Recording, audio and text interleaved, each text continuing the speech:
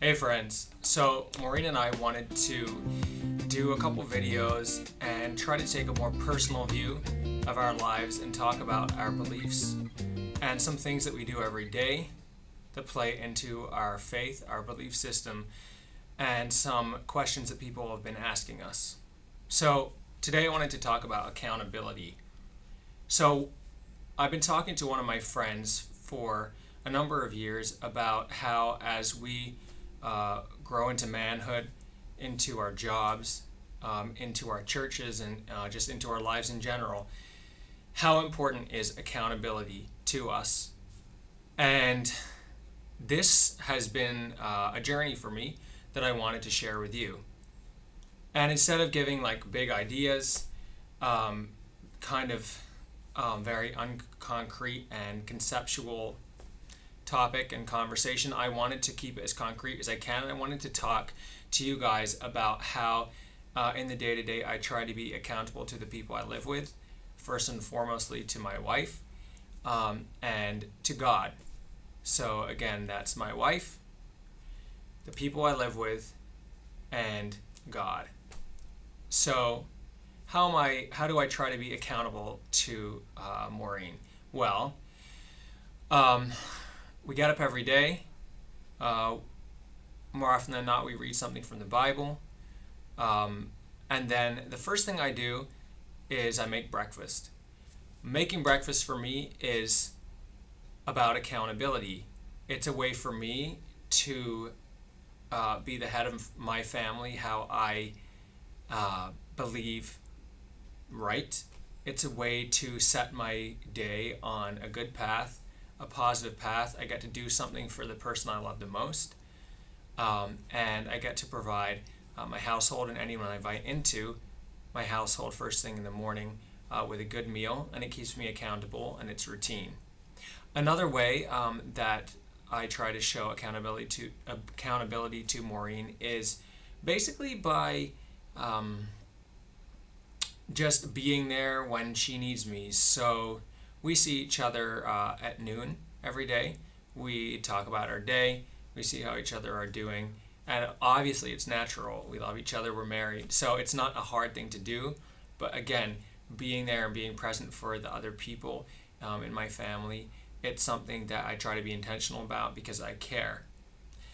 Another way that I like to be accountable to Maureen is to have hobbies that we can connect together on, hobbies that bring us together to work as a couple.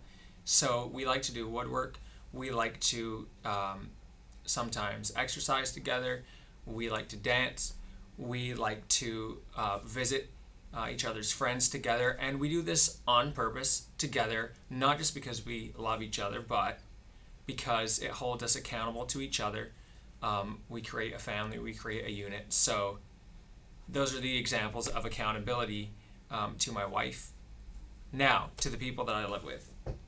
So I live in a Bruderhof community of 300 people, and this gives a lot of opportunity for me to be accountable to the people I live with. So what does this mean? Well, I work with other teachers, and on weekends I work with other people who are not teachers in different random jobs. Maybe it's cleaning up the community outdoors, maybe it's landscaping, maybe it's table service at a communal event, maybe it's working on something with music.